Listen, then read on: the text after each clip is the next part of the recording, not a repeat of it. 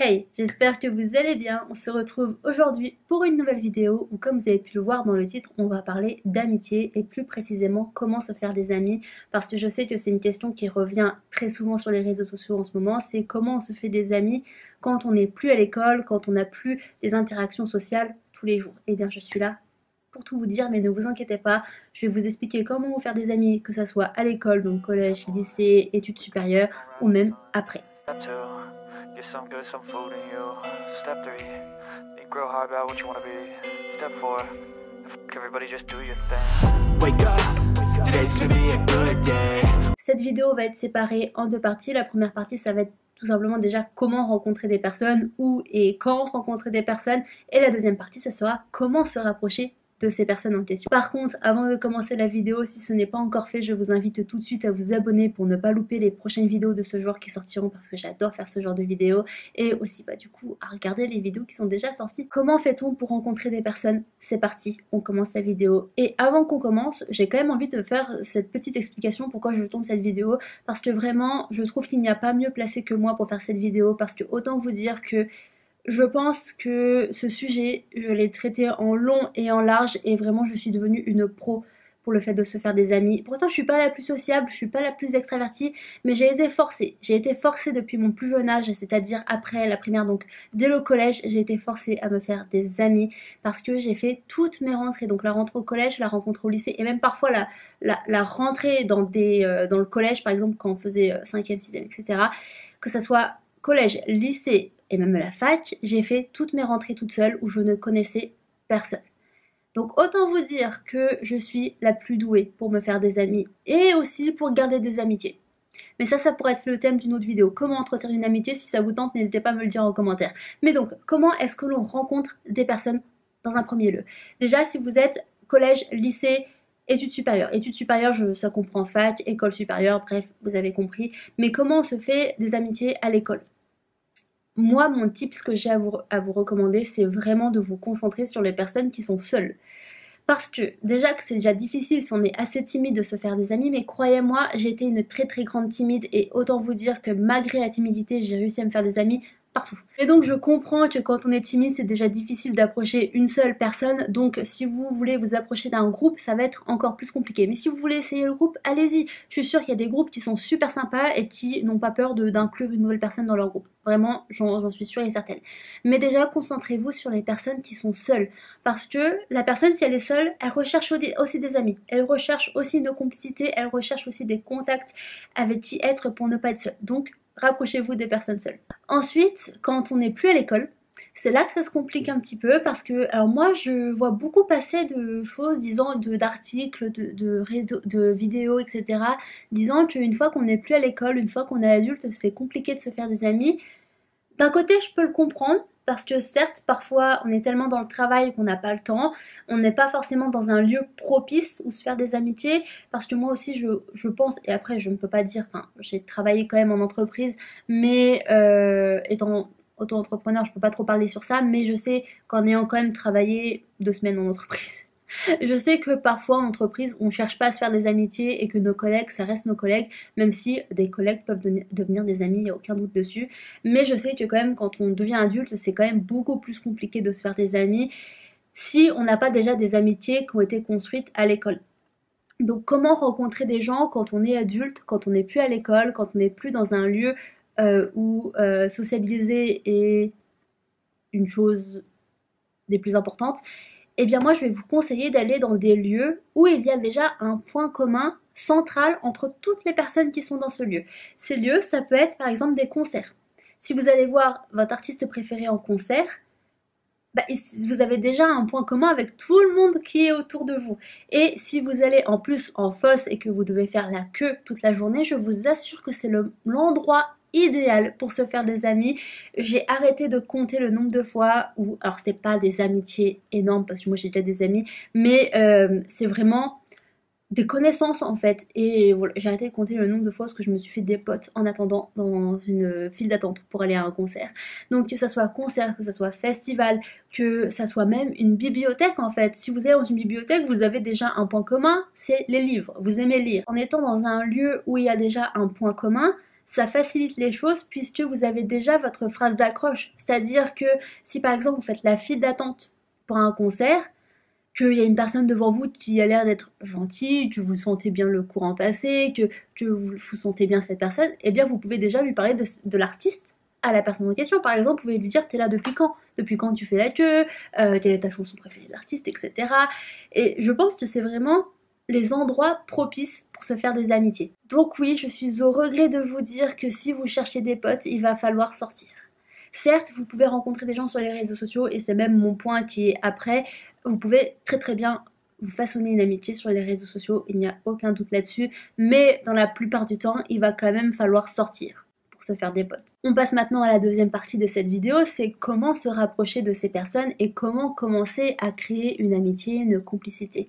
Tout d'abord, et je vais vous renvoyer à ma précédente vidéo que je vous mets juste ici, c'est le fait, non c'est mon avant-dernière vidéo, c'est le fait de soigner son attirance, son apparence. Parce que oui, être attirant n'est pas que pour les relations amoureuses, être attirant peut que vous aider dans que ce soit d'une relation amicale, même dans le professionnel. Donc si vous voulez vous créer des amitiés, soyez le plus attirant possible et non pas au niveau du physique. Je vous ne dis pas de faire attention à vous niveau physiquement, même si ça aide, on est bien d'accord, et même si c'est toujours mieux, mais l'attirance c'est vraiment une question de comportement. Comportement dans le fait de se tenir droit, simplement parce que si vous êtes avachi sur vous, et je l'ai déjà dit dans ma précédente vidéo, si vous êtes avachi sur vous, si vous tirez la gueule, les gens n'ont pas envie de venir vers vous. Donc soignez votre posture, simplement parce qu'une bonne posture en dit long autant sur votre confiance en vous, même si vous n'avez pas confiance en vous, si vous faites semblant d'avoir confiance en vous, fake it until you make it, au bout d'un moment vous allez avoir confiance en vous. Mais ça en dit long aussi sur votre ouverture aux autres. N'hésitez pas aussi à sourire, parce qu'une personne qui tire la gueule, comme je viens de le dire, n'est pas avenante. On n'a pas envie de se rapprocher d'une personne qui tire la gueule et qui boude tout le temps. Donc souriez et surtout maintenez les eye contact. C'est pas en fuyant le contact que vous allez avoir du contact. Encore une fois, je vous renvoie à ma vidéo sur comment être attirant parce que vraiment j'explique tout de A à Z et je vais plus en détail que ce que je viens de faire là. Mais je voulais aussi vous partager ma petite story time par rapport à ça et je reviens au fait des files d'attente pour aller en concert. Je suis fan de Machine Gun Kelly pour ceux qui le savent déjà et pour ceux qui ne savent pas, bah voilà, vous le savez. Et j'ai majoritairement fait tous ces concerts en fosse. J'ai été 3 fois à ces concerts et j'en ai fait 2 en fosse et autant vous dire que quand je fais la fosse, j'attends des heures devant le concert, devant la salle de concert. Et donc la première fois, je l'ai fait en 2019, j'étais toute seule. C'était la première fois que j'allais à un concert toute seule et d'autant plus un concert en fosse. Vraiment au début j'étais un peu comme ça, mais finalement je suis arrivée et en même pas 30 minutes, je me suis fait des potes. Parce que finalement je sais même plus comment ça s'est passé la première fois, mais j'attendais, enfin je venais d'arriver, j'étais assise et il y avait 2 filles devant moi, il y en a une qui part chercher à manger et il y avait l'autre, je lui ai souri, voilà, je lui ai souri, elle a commencé à me parler et tout. Finalement j'ai passé toute la journée avec elle dans la file d'attente jusqu'à ce qu'on rentre dans la salle de concert. Là j'étais avec une autre fille avec qui on s'est à peine regardé, on s'est souri, on a passé tout le concert ensemble parce qu'on était toutes les deux au niveau des barricades. Voilà, autant vous dire que j'ai jamais rencontré autant de personnes d'un coup. C'était vraiment énorme pour moi. Ensuite, ça remonte du coup toujours pour Machine Gun Kelly. J'ai été à nouveau le 3e concert que j'ai fait de lui en juin, là juin 2023. Et alors je n'ai pas été toute seule, j'étais avec Julie, mais j'ai quand même passé la bonne majorité de la journée toute seule parce qu'elle travaillait. Donc j'ai attendu encore une fois toute seule devant la salle de concert et encore une fois, je me suis fait des potes avec qui on n'a pas forcément passé le concert parce qu'elles étaient, en fait, nous on était là et elles étaient là après, mais j'ai vraiment passé la journée avec elles, on a parlé comme si on se connaissait depuis toujours quoi. Au final, pour conclure cette story time, qu'est-ce que j'ai fait pour me faire ces potes, ces connaissances lors des files d'attente? Bah rien, si ce n'est sourire et être avenante. Un autre conseil que j'ai à vous donner pour vous rapprocher des personnes, c'est tout simplement de trouver un point commun déjà avec ces personnes. J'ai vu que ça peut être par exemple si la personne elle porte, je sais pas, un t-shirt à l'effigie d'un groupe et si vous aimez ce groupe, vous pouvez vous rapprocher de cette personne et lui dire oh bah tiens moi aussi j'adore ce groupe. Je vous assure que la personne elle va être contente et elle va tout de suite vous parler. Mais aussi ça peut être le point commun, ça peut être le lieu dans lequel vous êtes et je vais vous parler d'une petite story time, je ne sais même pas si je l'ai déjà raconté, c'est comment j'ai rencontré mes meilleures amies actuelles et notamment Amy parce que c'est la première que j'ai rencontrée. C'était tout simplement, eh bien, à la rentrée à la fac. À la rentrée à la fac, encore une fois, comme je vous l'ai dit plus haut, je ne connaissais personne, tout comme le collège et le lycée, chaque rentrée que j'ai fait, je ne connaissais personne. Mais du coup, je revois la scène, c'était tellement drôle. Mais j'arrive dans la fac, en fait, et je savais pas où aller. Pourtant que j'avais été la veille pour faire du repérage, mais là, autant vous dire que j'étais complètement perdue, je savais même plus où aller et je me suis arrêtée comme ça, en plein milieu. Enfin même pas plein milieu, non pas en plein milieu, mais à l'entrée de la fac, j'étais comme ça. Je regardais partout, je savais dans quel amphithéâtre je devais aller, mais je savais pas où il était, j'arrivais pas à le trouver, d'autant plus que je ne portais pas mes lunettes. Et moi, sans mes lunettes, je ne vois rien. Autant vous dire que je ne vois rien de loin, donc sans lunettes, je ne vois strictement rien.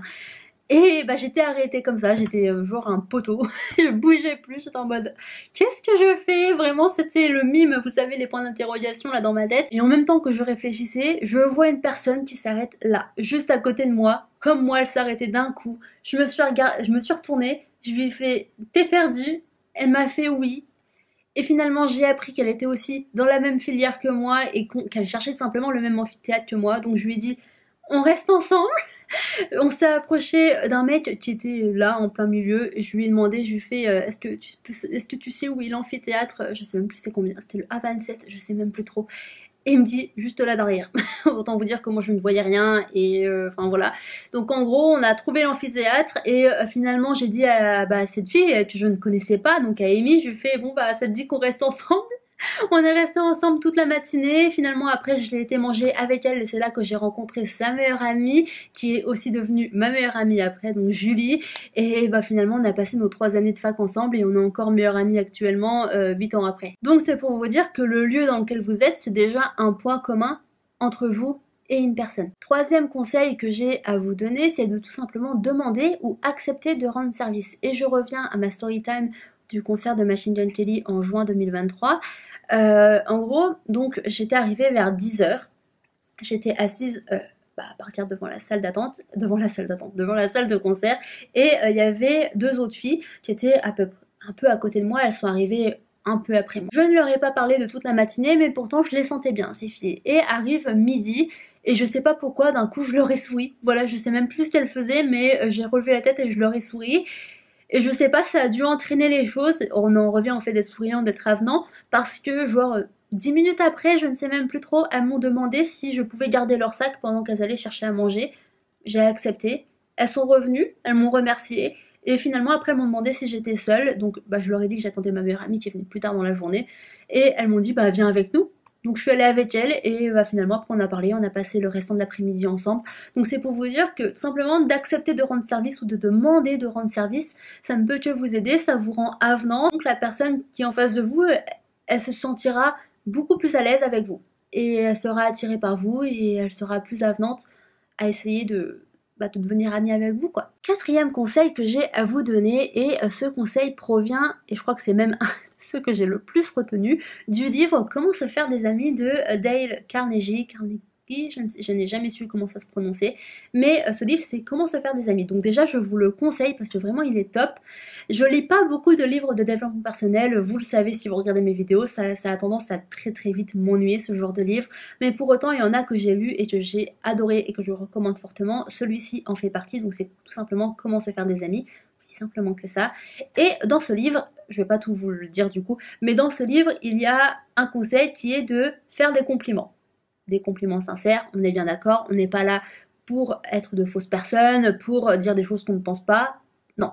Pourquoi c'est intéressant de faire des compliments sincères à une personne que vous ne connaissez pas? Tout simplement parce que, elle va se dire que si vous lui faites un compliment alors que vous ne la connaissez pas, vous ne pouvez qu'être qu'une personne bienveillante, une personne sincère, une personne digne de confiance, et elle se sentira beaucoup plus amène de venir et de se rapprocher de vous qu'une personne qu'elle ne connaît pas, qu'une personne qui ne lui a pas fait de compliments. Cinquième conseil que j'ai à vous donner, et ça serait peut-être celui-ci dans lequel j'ai le plus de mal personnellement, mais c'est tout simplement le small talk. J'avoue que parler la pluie du beau temps, c'est pas le truc que j'aime le plus. Autant vous dire que parler de la pluie et du beau temps à des inconnus comme ça dans la rue quand je fais mes courses, etc., c'est pas le truc le plus fun et le truc que j'ai le plus envie de faire. Mais parfois, le small talk, ça ne peut que vous aider. Poser des questions, par exemple, je reviens, je sais même plus ce que je lui ai dit en fait quand j'ai rencontré Amy quand on était à la fac parce que ça remonte à plus de 8 ans maintenant. Donc autant vous dire que je ne sais plus comment on s'est abordé, à part le fait t'es perdu, moi aussi on reste ensemble. Mais je pense qu'on a quand même eu un petit peu un small talk, c'est-à-dire c'est de poser des questions en fait, c'est tout simplement de dire d'où tu viens, pourquoi t'es là, par exemple si c'est à l'école, dans quelle filière t'es, si par exemple vous le savez pas encore, de demander quelles études t'as fait avant. Ah si, je me souviens que Amy elle m'avait demandé si j'étais dans un dortoir du Crous pas loin et moi je lui avais dit non parce que moi quand j'étais à la fac j'étais encore chez mes parents. Je suis toujours chez mes parents.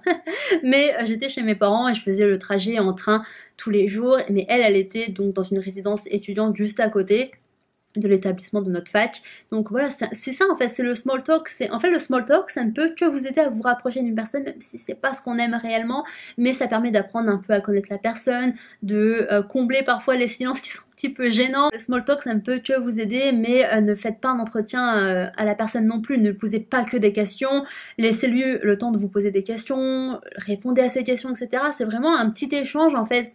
Ça peut être un petit peu un échange un peu superficiel dans le sens où on se connaît pas encore, mais ça ne peut qu'aider à construire déjà une petite base en fait. Et justement, on arrive au dernier conseil de cette vidéo. Quand on commence déjà à se construire une petite base en fait, avec le small talk, avec des questions pour apprendre à connaître la personne, il faut réellement mémoriser le fait que vous n'êtes pas encore meilleur ami. C'est-à-dire que vous ne pouvez pas vous jeter corps et âme dans cette nouvelle amitié, de tout de suite ajouter ces personnes sur les réseaux, de lui demander son numéro de téléphone, de lui demander où elle vit, lui demander combien elle a de frères et sœurs, etc. Il faut pas être envahissant tout de suite, il faut laisser le temps aux choses, il faut prendre son temps. Donc certes, vous allez quand même avoir beaucoup de small talk au début. Et c'est normal, moi je sais que le small talk qu'on a eu, si je me souviens bien, parce que autant vous dire que c'est très loin, mais c'était de demander de qui elles étaient fans, les artistes qu'elles étaient fans, les séries qu'elles aimaient, ce qu'elles avaient fait avant au lycée, donc voilà, etc. C'est fait. En fait, le small talk, il peut que vous aider déjà à trouver des points communs. Puis au fur et à mesure, des moments que vous allez passer ensemble, des jours que vous allez passer ensemble, surtout si vous êtes quand même à la fac, où vous allez passer beaucoup de temps avec ces personnes, autant vous le dire, mais voilà, plus vous allez passer des moments, c'est là que votre complicité elle va évoluer, que votre amitié va évoluer aussi, donc prenez votre temps. Vraiment, je vous assure, prenez votre temps. Moi, je pense que ce qui m'a aidé, parce que avant, c'est vrai que j'avais quand même des difficultés en termes d'amitié, mais moi, ce qui m'a aidé, c'est-à-dire que quand j'ai rencontré Amy et Julie, en fait, pour ceux qui ne savent pas, et je pense que c'est différent selon les filières, mais nous, dans notre filière, on devait faire notre emploi du temps.